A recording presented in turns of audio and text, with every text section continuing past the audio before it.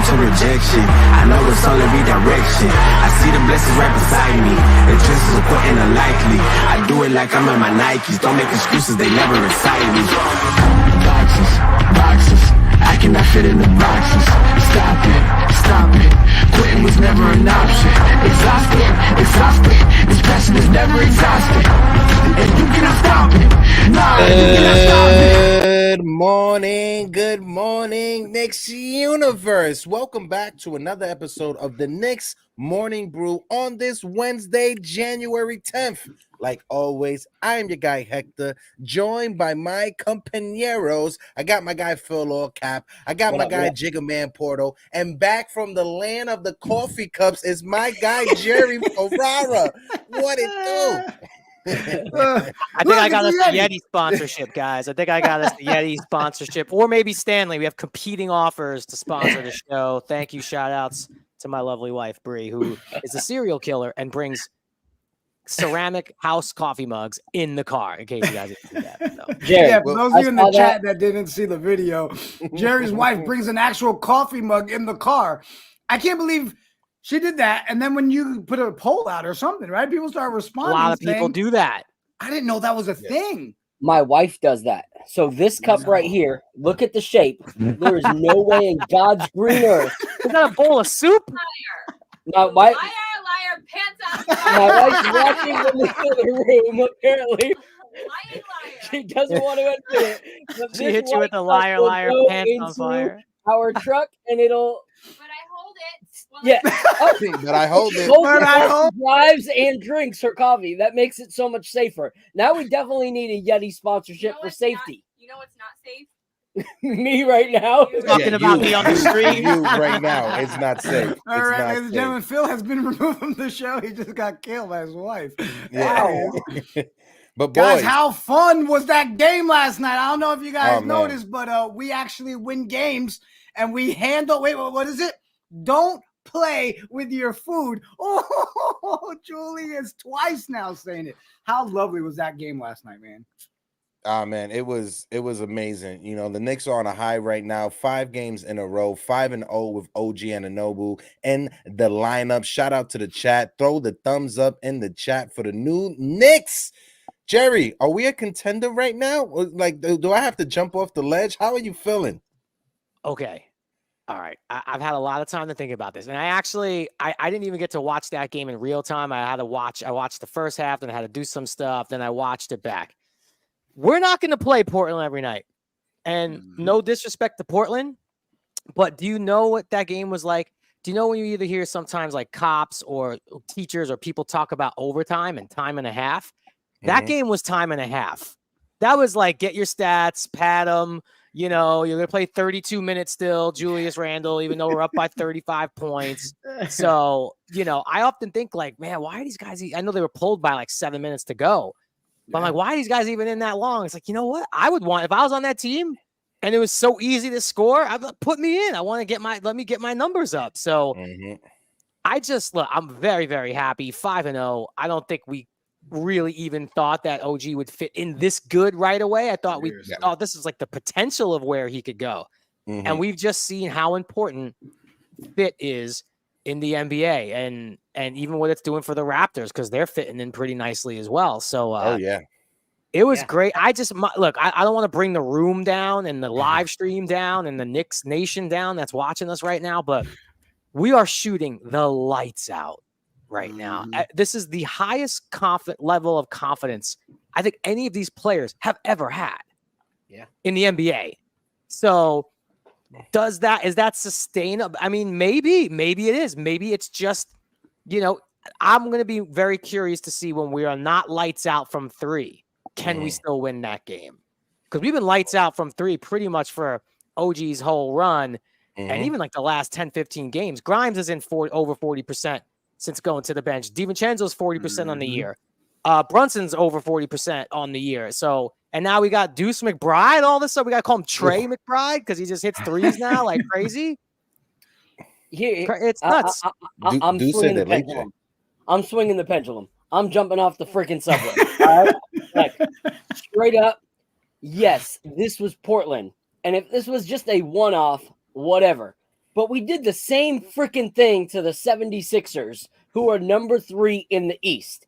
And we were able to perform. And the 76ers freaking PR had to say, oh, our team wasn't in full strength. You were missing Covington, like 10 minutes off the bench. Covington, get the hell out of here. You guys were in full strength and got your teeth kicked in. And McBride and Deuce played very well in that scenario as well. And so when Grimes comes out and says that he's happy with the trade and that he's like, happy with what's happening now, there's something to say about that. Like as much as loved IQ, even those of us that loved it said he didn't get the deal. He's a shoot first mentality this year, which wasn't necessarily how he played in previous years. You saw that he was a shoot first player this year because he knew he was going to either have to force our hand to give him the bag or somebody else. And so, of course, Grimes is going to feel better about that. Well, he gets pushed into the second unit to spread his wings, and he can only spread them so much. And now him and McBride are able to run loose, and they're looking great. So I said it even before the game yesterday when people were like, let's get Brogdon. I was like, nah, Brogdon ain't it. No, 20% by Brogdon with 2 points as opposed to McBride, 16 points, 50%, Grimes, 17 points, 45.5%.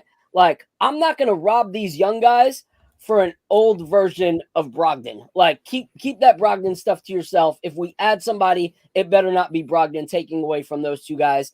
But this trade has done wonders for us. And shout out to the Raptors, too, because Emmanuel Quickley and RJ Barrett are balling out there. They fit. Like, it's roster construction thing. It wasn't a good fit for us with those two here, and it wasn't a good fit for OG over there.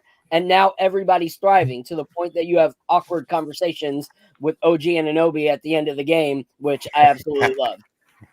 Two things real quick, and I'll throw it over to you, Sosa, to get your take. One, when it comes to what Phil just said about like OG and Anunoby and like that Anunoby in that post game was hilarious, right? Second thing, Phil is a bit ageist. He doesn't like older people. That's why you see him going after Malcolm Brogdon. That's all I'm going to say. I'm older than he is. You're still very ageist of you. Go ahead, Sosa.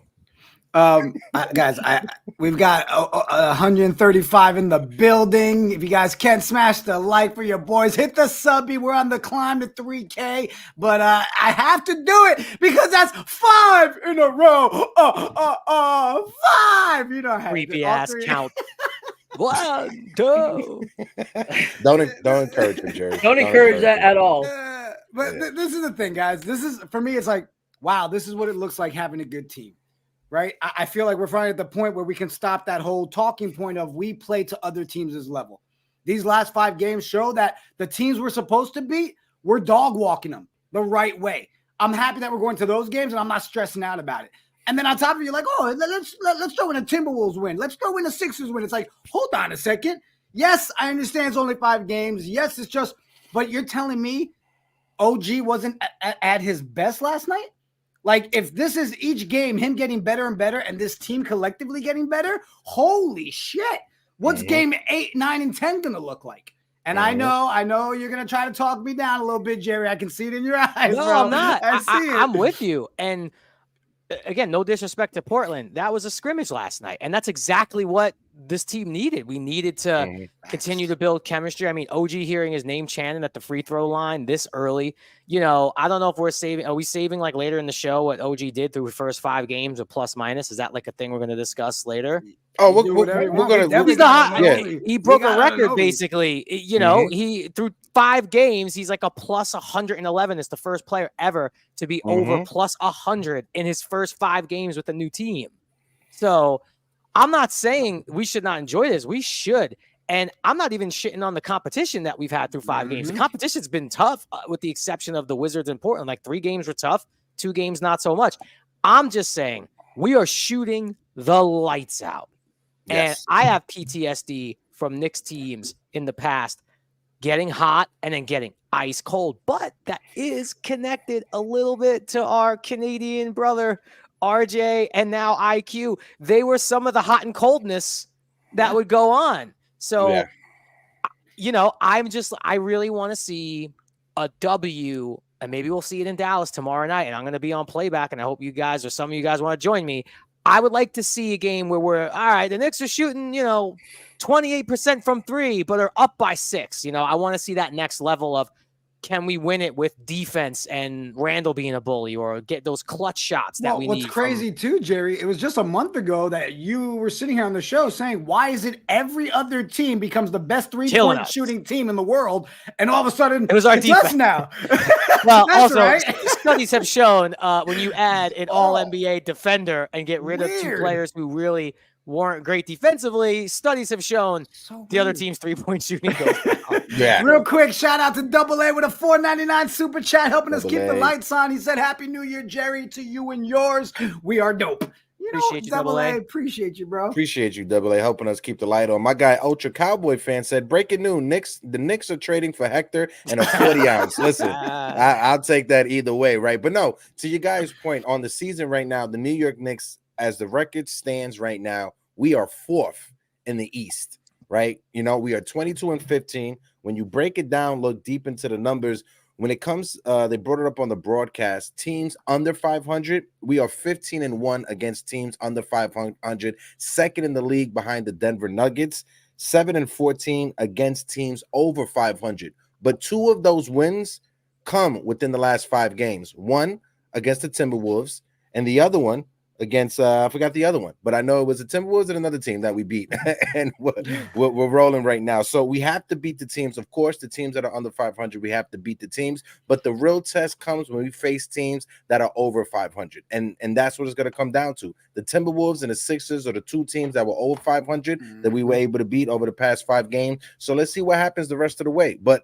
when it comes to OG, like Jerry said, studies show when you add an all-team NBA defender to your lineup, your lineup gets a little bit better, because now you got Quentin Grimes, who is already a defensive player, McBride a defensive player, Josh Hart being a defensive player. Now that they don't have to be the primary defender, they could fall under the radar and do what they do best, just be scrappy ball players. Yeah. You know what's crazy is ever since OG's come, every single game, he destroys like a new Knicks Twitter narrative, like, like even myself, I was like, man, our bench needs to figure it out. The bench scoring's not looking good. In those first 2 games, it looked absolutely horrible. All of a sudden, game 3 against the 76ers with him, in the lineup, and our bench rises to the occasion and does mad damage. Last night, same thing. So, okay, that's erased. People were like, oh, OG's not going to be happy here. You can see that he's unhappy already because Julius Randle and Jalen Brunson, and no one looks for him. Blah, blah, blah. Every single player in the lineup passed first to OG yesterday. So there goes that narrative. Like, Julius That was Randle a bad narrative, too. Yeah, Julius Randle celebrating, OG's dunks in that last game before yesterday. And then the last narrative that was destroyed was, oh, you got rid of so-and-so. OG's great, but he's not a bucket. We're going to lose so many points. This is not the kind of player that can score 23. Actually, he is the kind of player that can score 20 plus, and he did so at an astronomically higher percentage than the guys that we let go of. Like the fact that he shot 75% and 66.7 from 3.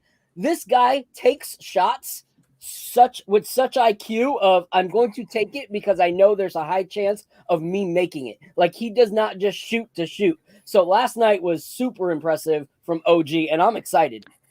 Phil, I feel like OG could become maybe not your favorite all-time Knick, but this could be your favorite trade because he can score 15, 20 points a game. We've seen it. He's averaged that, but it's the way he scores his points. Yeah. He's not give me the ball, dribble, call for a screen, dribble, hand it back.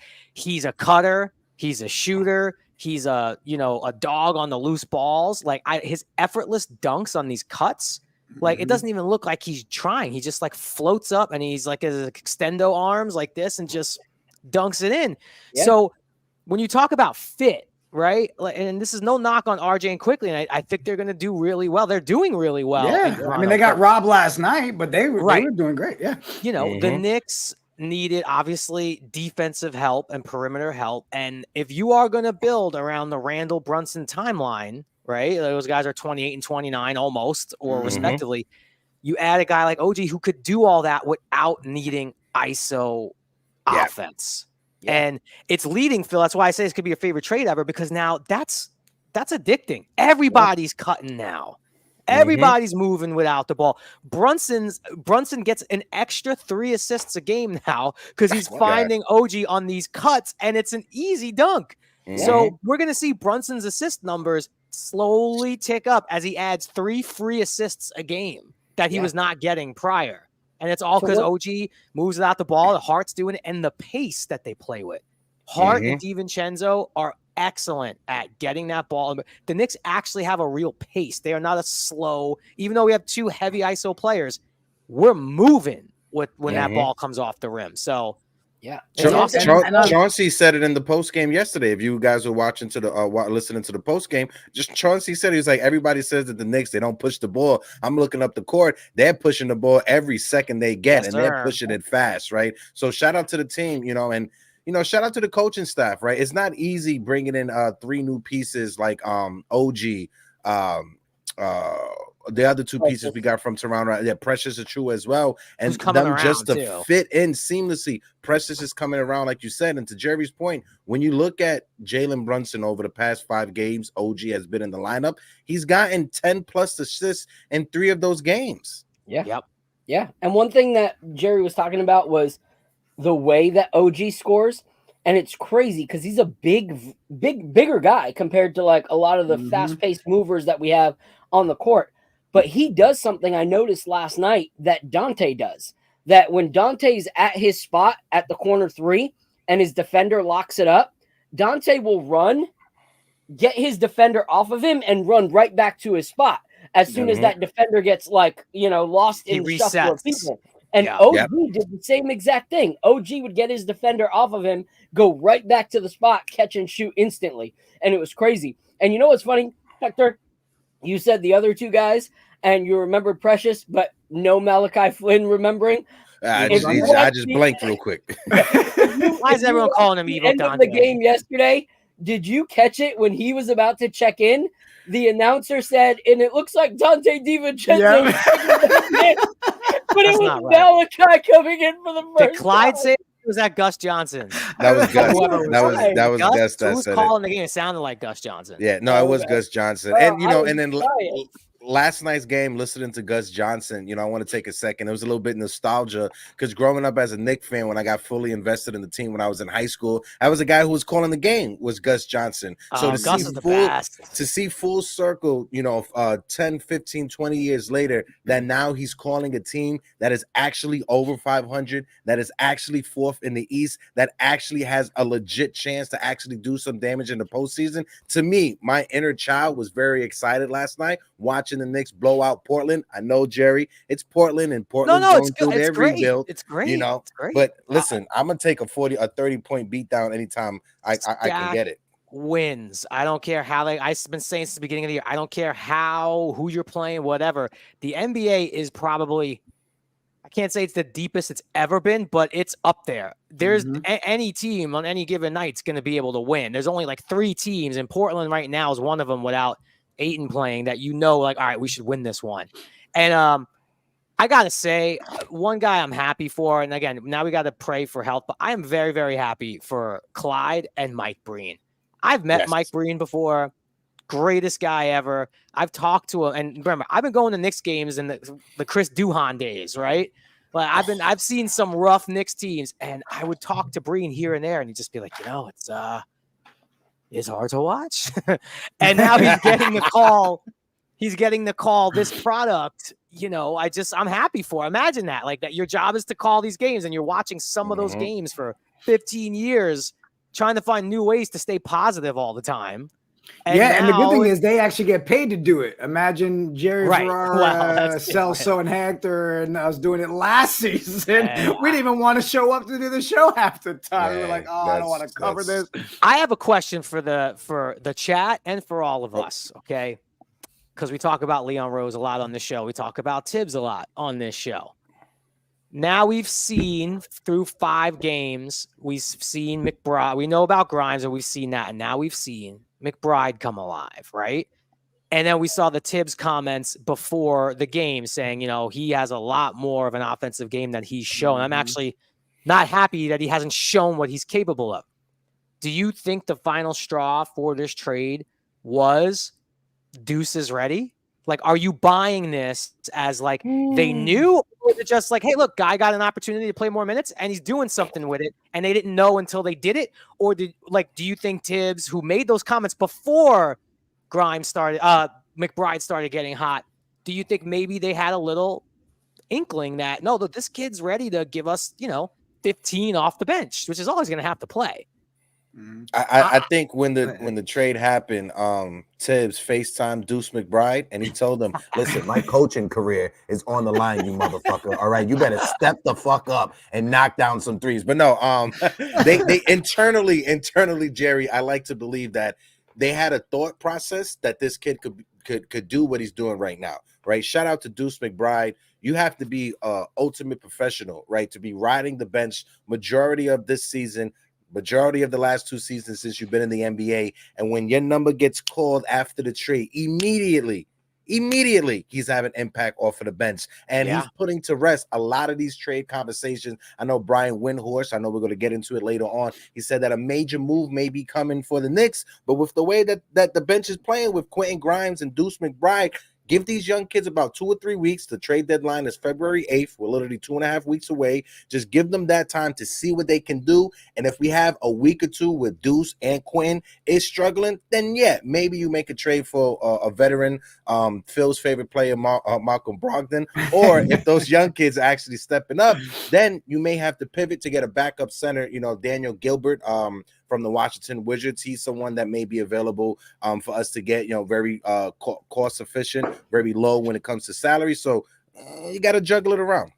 Yeah, I mean, my thing was, and I said it on Monday, was the benefit to me of this trade being done so early is you're giving guys like Deuce a chance to go in there. We're giving the whole squad a chance to see what we have before that next move, right? There's no rush to it before the deadline. It's like, hey, let's see. Because that day I sat there, right, Heck and Phil, I was like, you know what?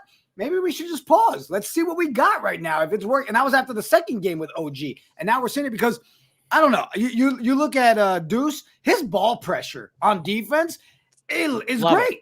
And it's annoying as shit. Same thing with Grimes. You're starting to see Grimes back to being what we thought Grimes would be before the season started. Same thing. Annoying as shit on defense. So it's like, we've always heard those are 2 Tibbs guys, and now we're seeing why they're Tibbs guys. Just by having a system that actually matches what Tibbs wants. I don't know, bro. I think they had a feeling Deuce was going to be that kid, and he's coming out, taking the opportunity and running with it. And it looks good too. Like his shot is pretty. Happy, bro. I want to pause real quick, right? We got over 177 people in the building watching us collectively on all social media platforms. If you're on Facebook, if you're on Twitter, and if you're on Instagram, click the link in the bio, jump on over to YouTube. We are sitting at 2750 on the subscribers. We are 50 away from 2,800. So if you're watching us and if you haven't hit that subscribe button, 1 subscriber a day keeps the doctor away, like my guy Jerry says. Go ahead, Spill. Yeah. So here's the one thing is, like, when you look at the trade, Deuce was cooking in the G League. Like he was playing really, really well. And yes, it's the G League, but eventually when you start like outplaying everybody in the G League, that's a good sign. Like when you're pretty much the guy on your team in the G League, there's potential there. And so we always knew that the defense was there. So to me, you have to believe that he started seeing something in defense. Like I knew that Emmanuel Quickley wasn't going to be with us for the long term. We said that in the summer. Like we said that it was going to happen. But I think the chips just kind of all fell into place at the right time. And I do think that Tibbs, Leon, as much flack as I give them at times when they deserve it, like I do think that they had to have seen an improvement in his offensive game to be able to say, okay, let's give this guy a shot. Because Tibbs is always like Deuce McBride. So seeing him get an offensive game is kind of like, Tibbs in a candy shop. Like he's finally able to, get all the, candy that he wants out of Deuce McBride. He's finally able to utilize him. But the offensive game was the limitation to that justification of putting Bride in for too many minutes. And Grimes has always been a Tibbs guy. Tibbs has always loved him as well. So I think moving Emmanuel Quickley freed them both up and allowed Tibbs to actually have his guys play. And this is the one thing that bothers me about a lot of these trades that I'm seeing is the fan base gets very selective when they talk about, oh, we don't believe in the young guys, we traded our young guys. Well, no, we traded 2 guys. Like, we didn't trade all of our young guys. But now that RJ and Quickly aren't here, you want to trade Grimes and McBride to get someone on the bench and no longer have young guys? Like, that doesn't make sense. 2 young guys that are showing that they actually fit so far in the new direction of the team, and you're ready to ship them out. Like, I'm not. Like, these are 2 guys that I believe in. You know, Grimes, you know, I've said it before, like, he had a rough situation, but to me, he was my favorite young guy. You know, like, he's the guy that I always thought had that Allen Iverson type presence to him that I loved, you know? So for me, I'm happy. I'm happy to see these guys grow. And I think that, you know, Tibbs and Leon are making the right decision. And like Jigga said, doing this so early frees us up. Like, if this is a fluke, these guys will show it's a fluke.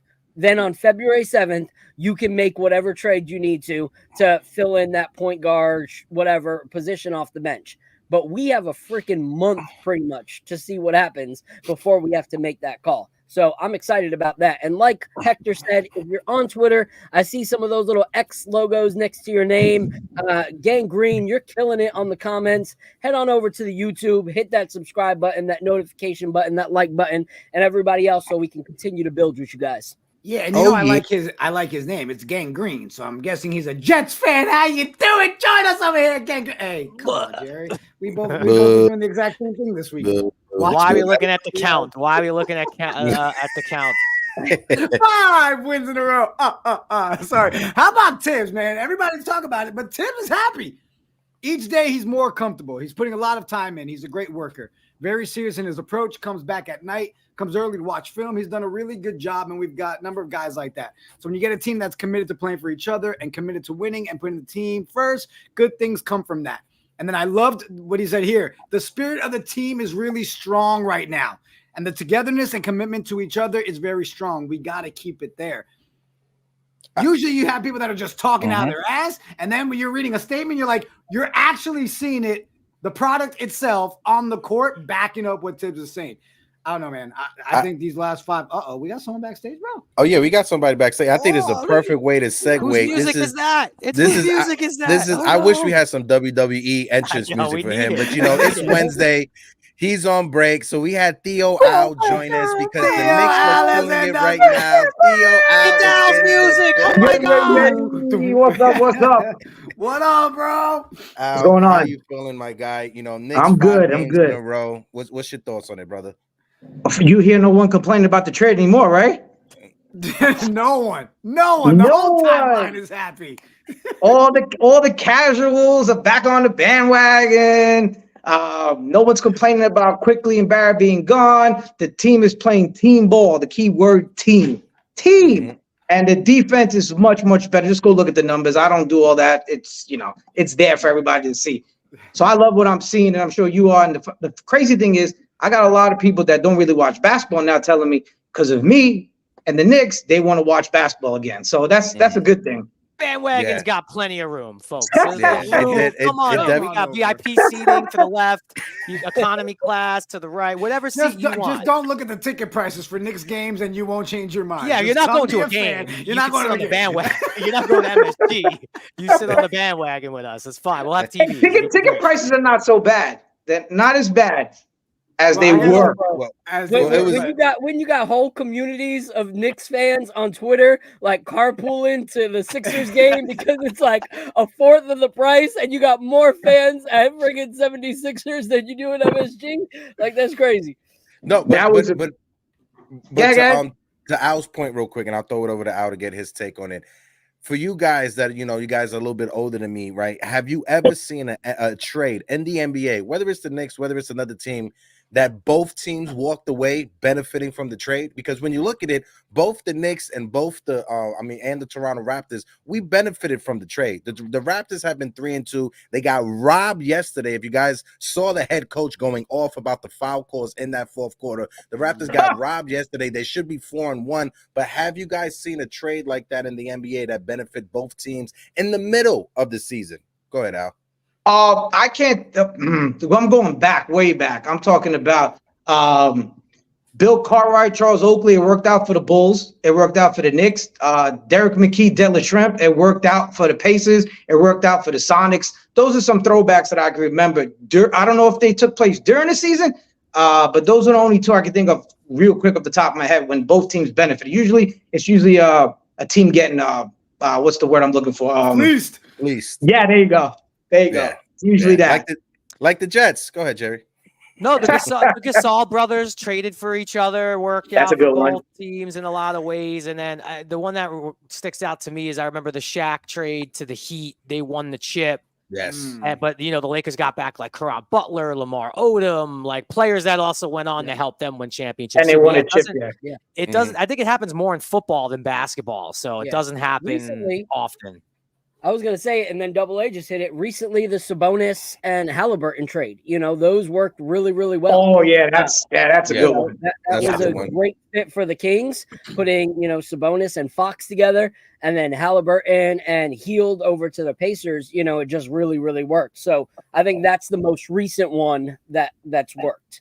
That's a good one. Go So ahead, Al, Sos. do you wanna kind of ride this out? Like we've been talking about, what did the Knicks do from here, right? And deadline's February 8th. Is it the sort of thing where like, look, we're gonna ride this out for the season, or do you think they're still actively talking to people and we're gonna see how it shakes out by the 8th? Like, are they players or are they just now a team that this is what we're seeing for the rest of the year? Well, I don't know if you saw what Wendy said over the weekend, that this Clutch Sports Nick beef is don't take it too seriously. Like, if they're going to do business, they're going to do business. So I believe they're looking into other stuff. I agree with what Heck said, because I caught that part where he said, was it you, Heck, that said, ride it out to the trade deadline? Yeah, it was you. Mm-hmm. Ride it out to the deadline. Let's see how it goes. Listen, we're 5-0. There's no need to rock the boat right now. Right now, we have all the leverage. And I'm not trading Fournier's contract for some B or C name. That contract is golden.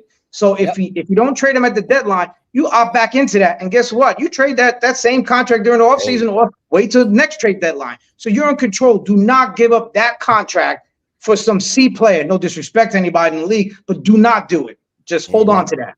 Yeah, people were saying use that for Brogdon. And I'm just like, yo, are you serious? Like, I would be seriously frustrated if we held on to Fournier for this long to then go, we got Malcolm Brogdon out of it. What? Well, I was one of those people, because you have Brogdon for another year as well. And you could also use Brogdon as a chip next in the offseason as well. So it's give or take. You win either way. Mm-hmm. No, yeah, I was feeling the same way when it came to that Brogdon trade. Because, yes, I know he's Phil's favorite player, right? He's an older person. Phil is very ageist. He doesn't like old people, right? No, and I do get that. But no, just like Al said, you said it perfectly. Either if something presents itself at the trade deadline, you use Fournier trade to get that golden ticket, or you opt back into it. And I think you only got to wait about 30 days after opting into the contract before you could trade him. So you opt into it right when the season is over. It gives you that 30-day window that right when you get into the summertime, after the finals and everything, then you'll be able to move off of Fournier's contract. So yeah, Al, that's a great point of bringing it up. All I'm hearing you guys say is trade Jerry's favorite player Fournier for Phil's favorite player Brogdon. Okay, got it. We're good. All right, I have a question for you guys. All right, so I was talking with my guy Rob on Twitter, and one name that we both kind of like rock with, and he had some good points, and it kind of swayed me over when I started thinking of it more and more, was if Mitchell Robinson is not going to come back. Like, you see that's the deficiency we still have. Like, shout out to Precious Achua for trying, but coming like around. Yeah, he's coming around, but he's still really not a center. Like he's more so a power forward, can even play small forward if need be. Yeah.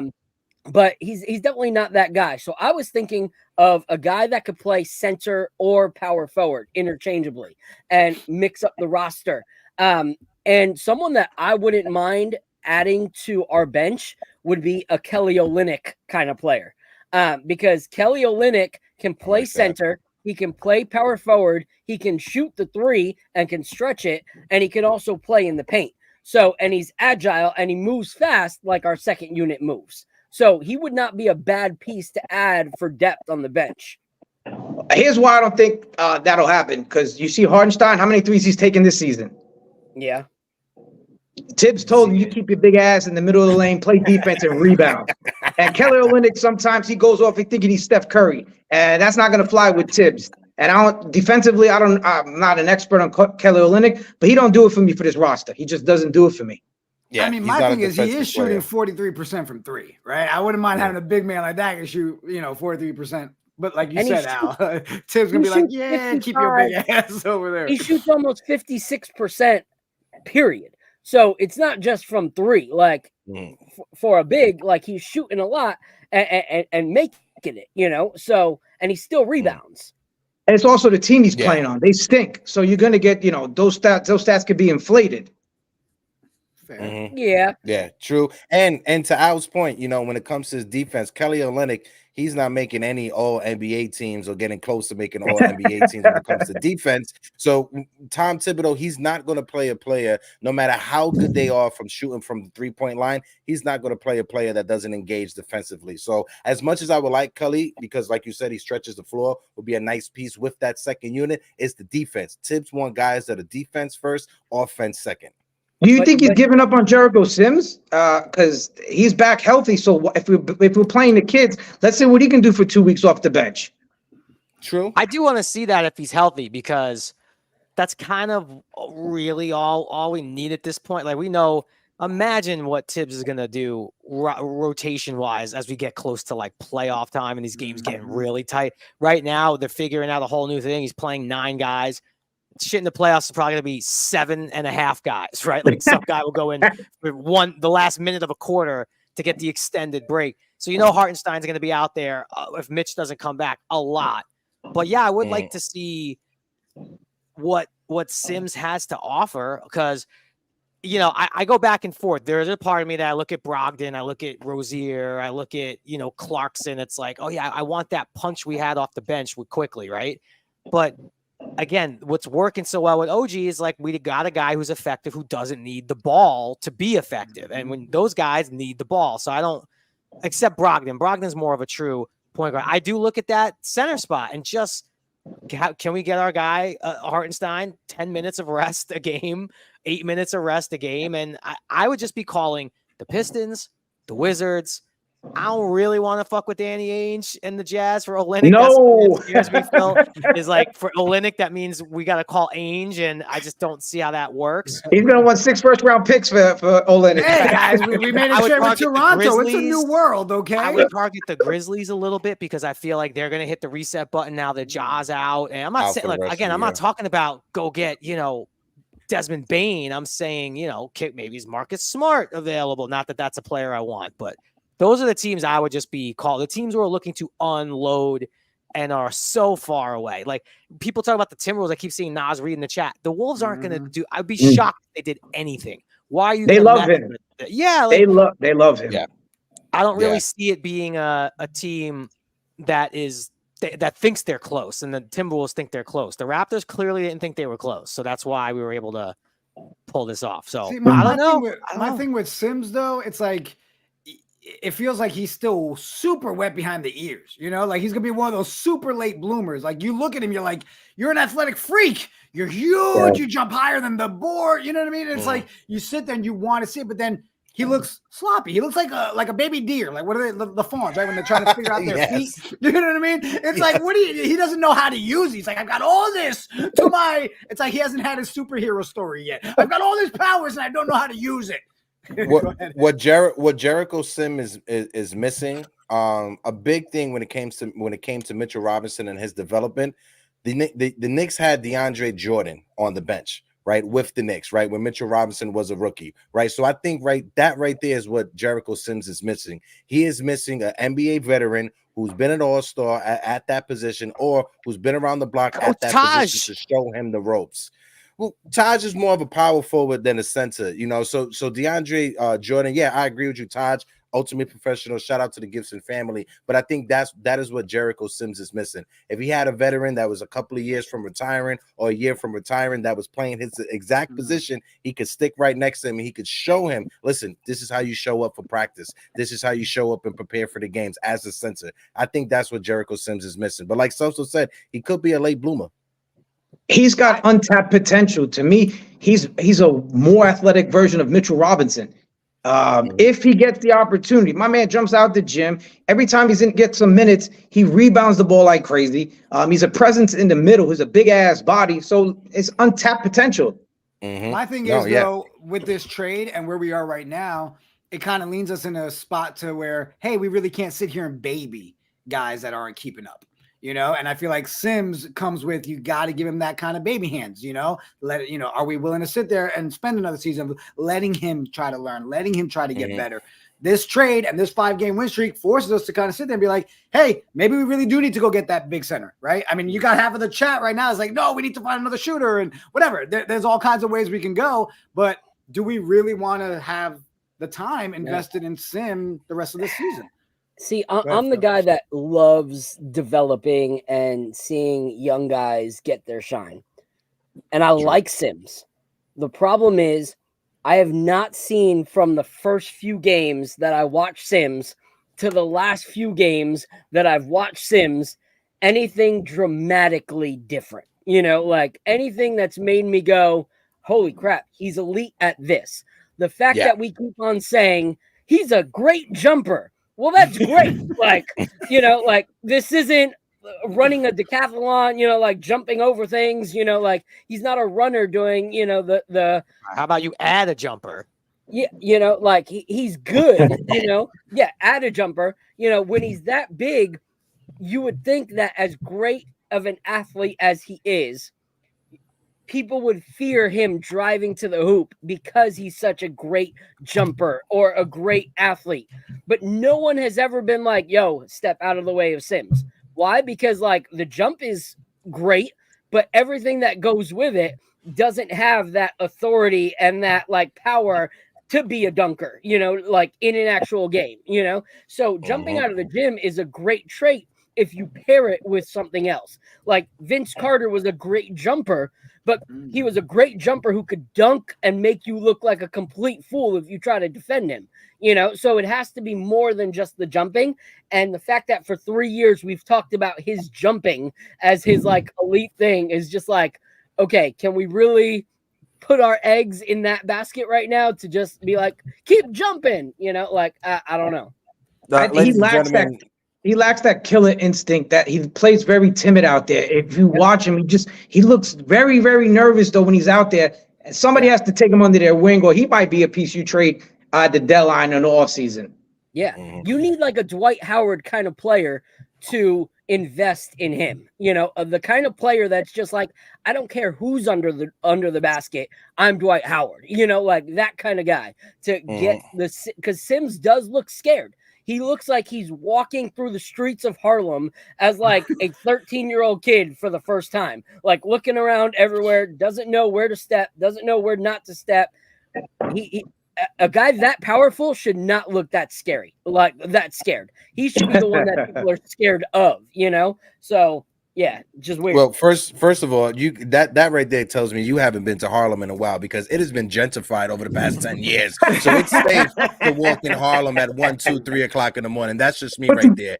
And folks in the chat, we got 100 people in the building, 172 watching us collectively. If you guys can, smack that like button for your boys. And if you're watching us for the first time, hit the subscribe button. We are sitting at 2752 on our way to 3,000. So I'm going to throw it over to you because you had a graphic that I want to talk about, right? And to all you Knicks fans out there that haven't put your vote in for the All-Star game, please vote for Julius Randle. Please vote for Jalen Brunson. Jalen Brunson was just the Eastern Conference Player of the Week. We got Batman. We got Superman. I don't care which is which. I'm just happy that the New York Knicks, we got a 1A and we got another 1A. All that hype about Jalen Brunson, he's too small to be your 1A, put that to bed because ever since OG has been in the lineup, ever since you got a solid defender in the lineup, the Knicks are 5-0.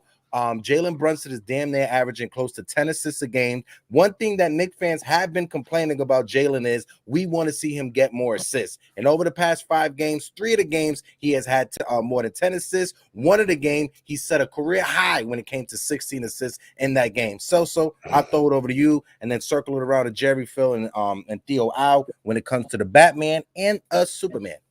Yeah, no, you said it best, bro. Like, it doesn't matter which one you want to don Batman, which one you want to don Superman. They're both doing what they got to do. When they had that game, and I think it was the last episode Jerry was with us, where they both had over 30 points, Jerry, I think it was you that said, is that something that we can survive off of to expect them both to always have 30 points, right? And then since then, we've gone on a 5-game winning streak. And that, to me, is the highlight is, what did Jalen have last night? 12 points? Yeah. Yeah, in the scrimmage. 12 points in the scrimmage. Right. But I'm saying, like, even these last couple of games, we're not relying on, we need both of them to have those 30-plus games. We don't need both of them to be on the entire time. Last game before this one, it was Julius that struggled. Jalen held it down. So the fact that you're giving each one of them the chance to be the main guy in a game, and then when you get both of them that both show up, I don't know how you stop that. So, yes, I love it. And those of you that haven't voted yet, what are you doing with your lives? Get it together. Get out there. All right. You literally just have to hit 2 buttons. This to do a rock Julius, the vote commercial right now. Man, this shit is rigged. It's rigged. The voting is rigged. There's stuff in the ballot. This shit is rigged, bro. There's stuff in the ballots, fake emails. I know I made me 2 different emails so I could vote for them twice. So I'm just saying that, I may be guilty of it. Jerry, where are you at with Julius and Jalen? I'm good. Yeah, obviously vote for real because those 2 should be all-stars and it's not close. But honestly, I'm not even thinking about them because I feel like you could like pencil them in for what they're gonna do. They're gonna have their off nights and I think they're now officially locked in. I think they both know this is a really good chance we got here, and you and I need to really like lead this team. I'm looking at just number one, have we grown as a fan base now? Have we grown up? Knicks Twitter, Knicks Instagram, whatever we want to call Knicks Nation. Meaning, like, if McBride goes 0 for 5 in Dallas tomorrow night, are we going to be back on the trade tip? Like, I just want us to like pick a direction, commit to it, and then I don't know, maybe we get lucky. What I mean by that is maybe Mitchell Robinson is a great healer. Like, we haven't really talked. I think most Knicks fans have assumed we're not going to see him for the rest of the year. And that's probably true. But if he gets it right, I mean, whatever chances those are, probably slim when he's reevaluated. But could you imagine that? We're talking about, who's a backup set? Then that stuff goes away. It does. Then we get like we're literally missing one of the best defensive rim protectors and best offensive rebounders in the league. And we're still so. I just want everybody who's telling me to stop dreaming. I know, Nick, we're going to kill if McBride shoots 0 for 5, we're going to be trying to trade for Brogdon the next day. So I'm just Brunson Randle. I'm so happy with the trade because I think we pushed all in on their timeline. And that's what makes me happy. I love Nick P saying, "No, we're impatient bastards." Laugh out loud. That's a fact. Damn it. What I'm saying too is like, can we finally end the like Nick's got to get a star? Go put on ESPN right now. That's exactly what they're probably still saying. Nick's got to get a star. What star? Oh, what's that guy's name? I gotta look at a Hartenstein. Shut up, Stephen A. Sorry, I had to. You gotta wait for someone to get pissed off. You could maybe say it's Zion, but you gotta wait for the next really disgruntled person. And right now, there's not many because the NBA is good. There's like 4 really bad teams. I know we're in the 4 seed. We have a half-game lead. We could lose 1 game and be the 8 seed. So there's a lot of good teams in the league right now. Yeah. True. Phil, what's your take? So here's the thing is I don't really care if the statement we don't have a 1A player is true or not. Because if you look, the ones that they consider a 1A player was on the 76ers the other night. That we freaking had them pretty much tapping out in the third quarter.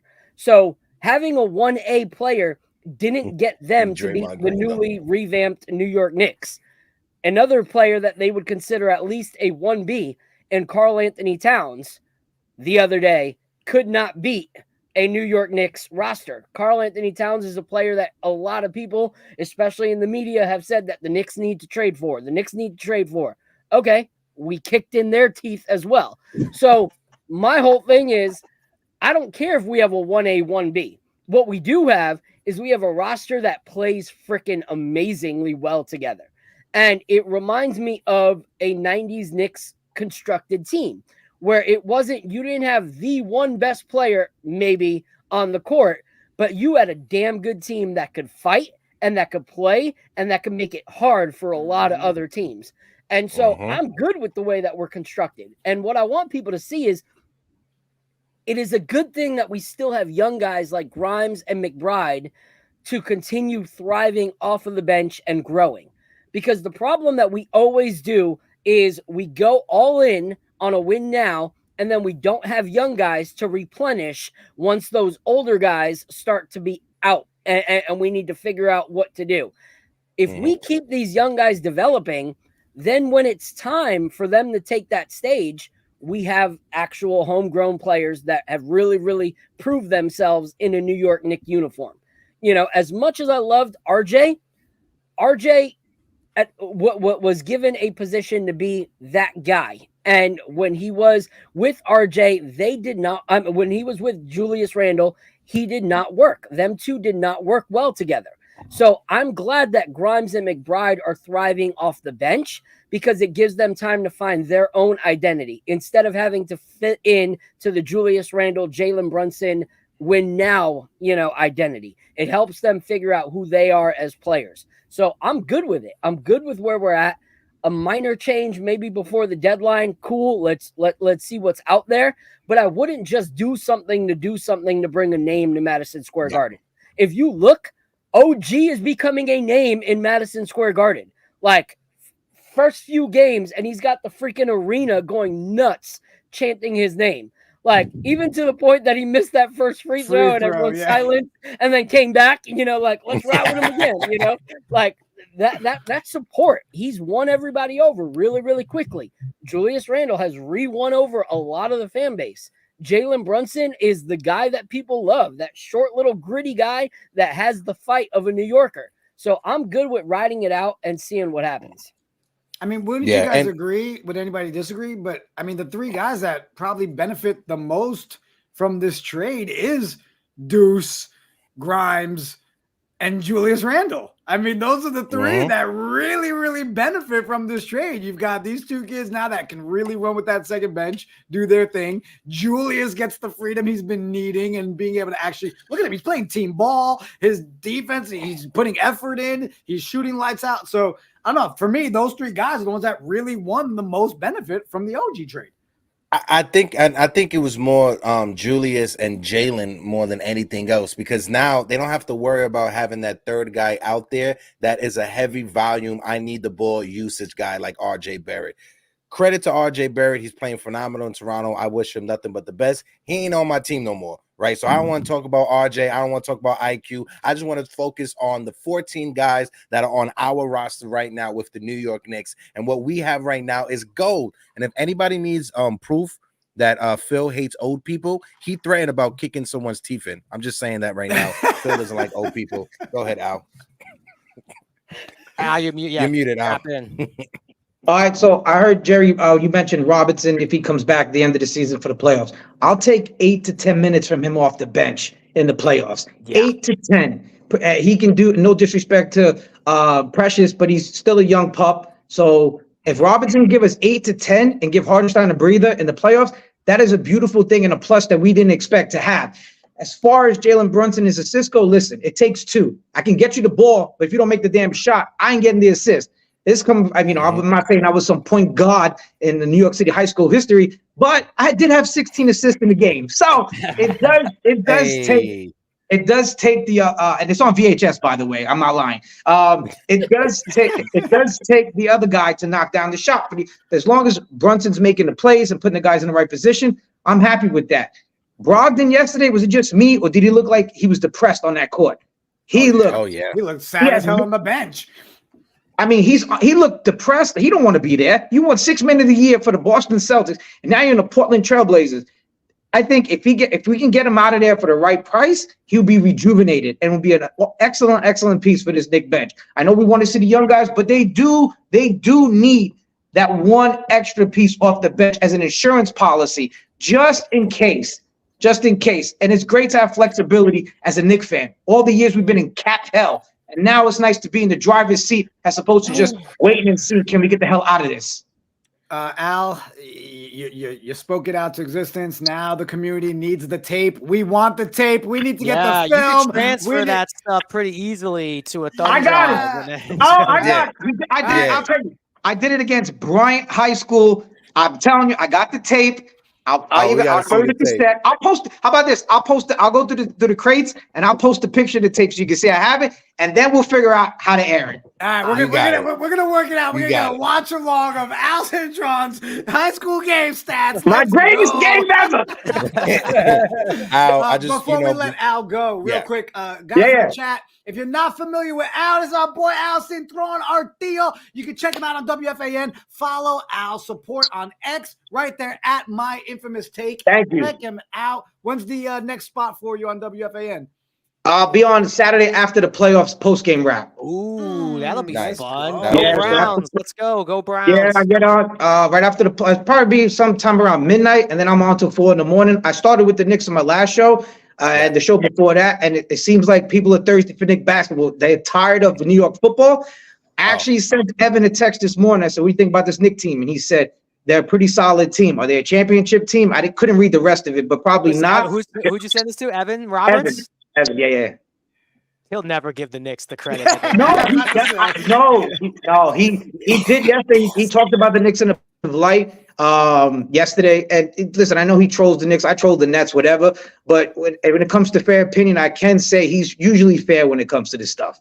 Yeah. Just tell him how you're gonna feel when the Knicks go get Bridges and make the full Villanova unification, like Thanos in the Infinity. When we get the last Infinity Stone, How funny is this before I go? Evan? Before I go, because I'm gonna probably go to the game in Brooklyn. My friend Lewis, shout out to Lewis. He said that's his championship game. How funny it is! About a year ago when we played at Barclays Center, we got our asses kicked with Kyrie and Kevin Durant. Now, some of us Knicks fans were saying, "Well, this is our big, New York Super Bowl, whatever the case may be." Even the year before that, when they had all those guys. So it's like now the roles are reversed. And I try to tell you, Net fans, it was gonna happen. It was gonna happen. Talk all that shit. It was like that kid in high school that never wore a pair of Jordans, got his first pair of Jordans, and ain't know how to act. That's what the Brooklyn Nets were for the past 2 or 3 years. And then someone robbed his Jordans. And then someone stole his Jordans during gym, and it's over. No, Al, I just want to say, Al, I appreciate you, brother. Thank you. You always giving us shout outs on the radio. You always giving us shout outs on Twitter. Like I've always said from day one, you've been an organic motherfucker ever since I met you. And, you've been rocking out with us, and I appreciate you, my guy. Nah, anytime I can help you guys out in any way, just give me a heads up. I always say tag me on the shows. I'll retweet it or whatever. You guys have way more followers than me. Jerry, you got like 1 million followers, but I have no problem. Those are fake. I bought them. Those aren't real. I have no problem retweeting it, whether it's the porn bots or not. I don't care. I'll get it out there. I help you guys out. I respect what you guys are doing. Keep grinding. Good luck Saturday, and I'm sending you good Saturday football to talk about. Thank you. Thank you so much. God bless everyone. All right. God bless you, Al. That was our guy, Mr. Al Cintron, as the count is right there for number 5. This guy off the show.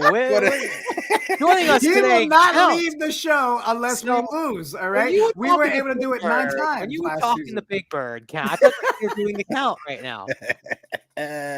Guys, we got over 115 people in the building watching us on YouTube. We got close to 200 watching us collectively. If you guys can, smack that like button and hit the subscribe button as well. We are sitting at 2752.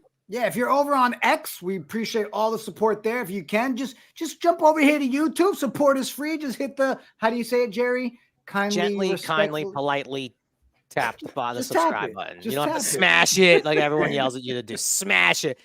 Yeah, Bodega. It's just, give it a little love tap. We'll call it a love tap. Just a little one.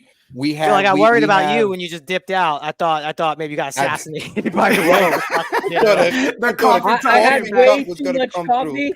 I had way too much coffee, and honestly, I was like, okay. All right, what's the over-under? When I get in the car, I have to take my wife's car later to go get the kids. What's the over-under? How many ceramic coffee mugs are going to be on the floor? I'm setting the over-under at 2.5. Yeah, at minimum, there's going to be 3 coffee cups. So you're betting the over. I'm betting I'm the betting All the over. right, over. all right, I'm betting all the right. over. Pounding the over. I like it. I'm betting the over. And just to let you know, maybe in a past life she was Puerto Rican, because a lot of Puerto Rican moms like to do that with their coffee cups. I think They just Italian bring the moms coffee cups. too. I don't know. I just like that's just it's still so crazy. I just will never understand. I just never understand it. I love it. See, I love Black it. Eddie gets it. Thank you, Eddie. One sheep. Two sheep. See? Black We're Eddie, speaking stop code. encouraging him. Please stop I don't want to ever encouraging see him. the count graphic again. I want it gone. Jerry, we let's do did a it for few. Let's do a 9 few games in a shout row outs. last season. All right. Every win streak, we gotta have the count. All right, hey, look, if it's a superstition thing, I'm with it. I'm down. I've I'll given do into it. anything. No, in convinced his myself head, it's in his superstition. head. Yeah, I was about to say in his head, it's superstition because we weren't doing that last year. But shout out to everybody that's in the building. Still, Nick fans is still rocking it up with us. Yeah, he's Knicks are very nice nice. is in the building. My guy JJ, Nick Yak is in the building. Bodega Wi-Fi is in the building. We are sitting on Sheesh. 72 likes, and we got over 100 people in the building. If you guys can smack that like button or gently tap that like button, let's get to 100 likes on the streams. But boys, I know we talked about the possibility of Mitchell Robinson coming back. I know we talked about at the trade deadline boosting our bench by bringing in another guard or another big man, but we have to give credit to Isaiah Hartenstein. Hartenstein is killing it. He is earning himself a big bag this offseason, whether that is with the Knicks or whether that's with another team. There's not that many words that I can say to just, to let Isaiah Hartenstein know how appreciative I am of him filling in for Mitchell Robinson. But did any of you guys expect iHeart to do this type of job? I knew iHeart was solid. I didn't think he was going to be this solid. What's your guys' thoughts? I've always liked it. I love that signing. I watched a lot of him on the Clippers. He actually was on the Cavs too for a bit. So I saw him in person a couple of times a few years ago. And, but yeah, I liked it. I definitely love the balance of what him and Robinson had, because he is a different player than Robinson, or at least that's what we thought, right? And Mitch is just bigger. And, there were times he would shoot a little J's. He has a nice floater game. So it was a nice change up to Robinson. When he gets thrust into the starting lineup, I certainly thought, I'm like, look, we'll be okay. I just was wondering too, can he hold up? Because he's big, but can he hold up 35 minutes a game? Because there's no one else behind him. And he's shown that he has a little more Mitchell Robinson in him than we even thought, because the rim protection is not something I thought he had. I thought he had a little, but he's actually blocking people at the rim. Yeah. And that's a different level. I just didn't know we had that. And now we're seeing his pass creation, but it's all the stuff that we heard about, all the really, really analytical NBA people like Kevin O'Connor from The Ringer when he came, is like, iHeart, you could actually play through Hartenstein, and he just never really had the chance. And that's really been the story of the year for this Knicks team, is so far when given opportunity, 99% of the players have made good on that opportunity, and he's doing it. And I do wonder if that's part of also why they were okay with getting off quickly, because maybe they'll figure out a way to extend OG and pay Hartenstein, because he's gonna get paid. He's gonna get paid. He's the top 5 center right now. I'm sorry, he just is. Yeah. I personally, I've always liked Hartenstein. Did I expect freaking Embiid blocks? Did I expect Rudy Gobert blocks? That was crazy. At the rim, that's crazy to me. That's just leaps and bounds of a new level of who I thought he was. I thought he was great, but this is insane what we've seen, over these last few games. And so to me personally, I don't want to see a day in the upcoming few years where he is not in a Knicks jersey. This to me is the perfect example of a player who has worked hard and has risen to the occasion, and he has everything that I want in a player. He celebrates himself when there's areas to celebrate, but like I've said before, this is the first guy to celebrate everybody around him. This guy throws a freaking parade for his teammates when they do well and they thrive. And that's something that boosts the morale of the team, And so I'm finding that to trickle down. There was even an example yesterday in the game where Josh Hart was getting pissed off. I think it was in the second or third quarter. Josh Hart was getting really pissed about a call that wasn't made. And Julius Randle's going over and like coaching him to calm down. And I'm like, what is going on with this team? Julius Randle is bringing people down. And so I think that this is starting to be something that players are impacting not just their game, but because of everything around them. So I'm a huge fan of this guy. I want to see him get the bag. I want to see him be a Knick for the rest of, these next few years. I feel like there's still more that we haven't seen. Like, I really do. I feel like the more opportunities this kid gets, the more opportunities he's going to have, and the more he's going to rise to that occasion. So shout out to him because he's made a huge impact on these games coming forward. And I personally think that he deserves the starting position. I think Mitch is great, but I think that this guy adds something to our offense that Mitch didn't. And so having that 1-2 punch with Mitch coming off the bench would be something I'd like to see at the end of the season if he's able to come back for a few games, play a few minutes. Yeah. I mean, you know where I'm at when it comes to iHeart, bro. We joked about it last season, starting the iHeart fan club. By the way, I took a step back. I'm now the VP of the fan club because Ace from the Knicks Wall, her post did come out a month before mine. So we had a sit down the other day, and she as long as you guys had a conversation. Yeah, we talked about it. We thought combining forces for the iHeart fan club made more sense. I mean, he's just. I personally will be honest and say I didn't expect to see these 14, 20 rebound games from him, right? Mm-hmm. We already talked and joked all the time about how he was like a quarterback out there when he was in the game, right? The way he does his passes and the way he affects the game. But, man, I said the other day, I'd love, even if it's this season, if Mitch does come back, I would love to see one game where I get to see Mitch and iHeart at the same time. I want to see both of them on the court and see what that would look like. That? I feel like we saw that, and I hated it. Didn't we see that a little bit when like Randle was hurt? I feel like we saw in the beginning, iHeart, right? But we also didn't have the trade that we had and the different, So I just want to kind of see that. But man, I would really, really be upset if the season ends and we don't re-sign iHeart. Like for real, that's No, I'm with you. I'm with you on that. Jerry, so we doing the playback tomorrow?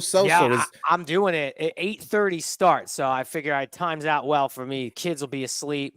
I'll have the whole basement office to myself. And I haven't done it in a little bit because of the holidays and stuff. And also I feel like I did like the Wizards and the Nets, a couple of blowouts. I feel like this might be a more competitive game. So tomorrow night on playback. I don't know, whoever's available, 8:30 Eastern. Let's go. I'm jacked up to watch it.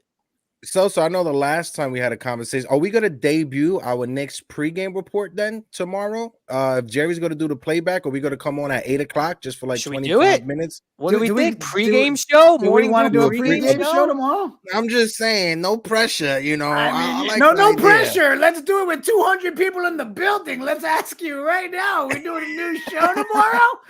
Hey. Well, you got the count. You got the count graphic. We have that. There you go. So listen. You just sold me. As long as we can have 5 on the pregame, we're in. Jerry, you in? I swear to God.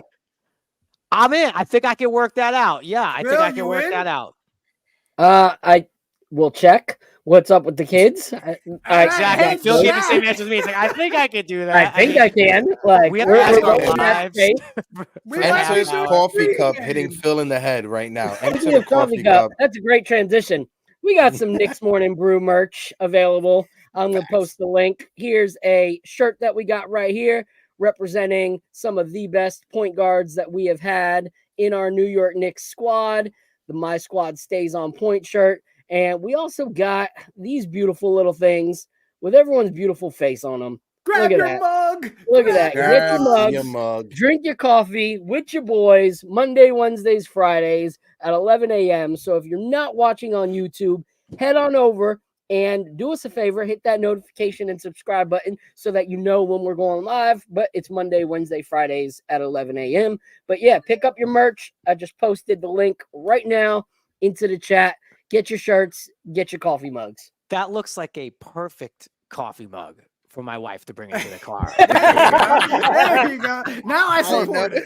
Should we get Yetis? Should we get Yetis? I cannot wait to roll to pick her up somewhere or wait for her as she's getting ready to come out and she rolls out with that Knicks morning brew with the morning brew coffee mug from the kitchen and then finishes her coffee and just throws it in the back seat to rattle around for 4 weeks. I can't wait. Perfect. Perfect. That's a Well, perfect. everybody in the perfect way chat, to we go. will keep everybody updated. Pay attention on socials. We'll let you know. We'll see if we pull off this pre-gamer tomorrow. Good 30-minute pre-game show before the game. Maybe we'll even open up the one at a time open panel line. You come up, tell us how you're feeling. I dropped the link. If you haven't yet, go join us on the playback. All you got to do is enter to log in, put your NBA League Pass in there, all that good stuff, and come hang out, watch the game There's with us tomorrow night. rumors. There's rumors. I was just about to say, go ahead. What's the rumors, Jerry? I'm gonna have a couple of 1 month free League Pass codes for people who want to jump on the playback. I would give them out during playback, or maybe even in the pregame show. Pre-game duck races. Duck race pregame. Hey! One, and maybe we'll slow play it a little bit. So look out for the Morning Brew 8 p.m. live stream. Hopefully we can get this together. We're promoting it. Yes. It's all right. I'm smiling right now. I still don't know if I have permission to do it yet, but Yes. we're promoting it. Celso just texted me and cursed me out for bringing up that idea. So I apologize to everybody involved. I do apologize. Guys, to before we everyone wrap, involved. I'm going to do a quick little shameless plug for any of my Jets fans, NFL fans in the chat. Tonight, 8:00 p.m. I'm hanging out with my girl, Cynthia Freeland. We're doing a little look at the wild card weekend. We're talking a little bit pain and, of course, the fact that her Lions, she's happy as can be. So tune in tonight, 8:00. Got Cynthia with us tonight. Any last words before we go, guys? Hold up. I was about to say this. I see my guy. Shout out my guy Recap in the building. Showed up. He's been busy this morning. He had Jake Fisher on this morning with him. So if Recap, if you can, would you go ahead and post the link to that video in the chat? Because I would love for people to be able to support you after and check out that episode, because I know that's what I'm going to be doing while I get some work done. So if you guys can, please check out Nick Recap's video today with Jake Fisher. I'm trying to see if I can find the stream if he doesn't post it.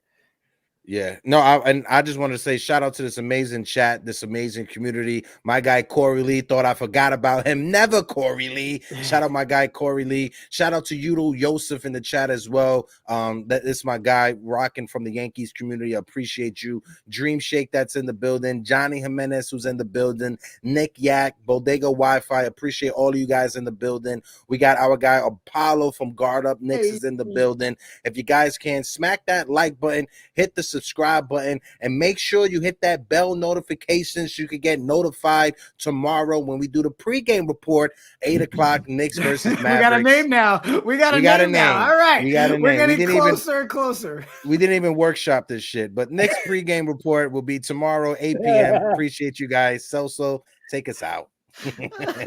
I guess I got some graphics to do and some layouts. All right. I got work to do. Jerry, love you. Phil, love you. Heck, love you. Appreciate everybody in the chat. You guys, every Monday, Wednesday, Friday, right here, the Knicks Morning Brew. Appreciate all the support. And on that note, deuces. Yeah.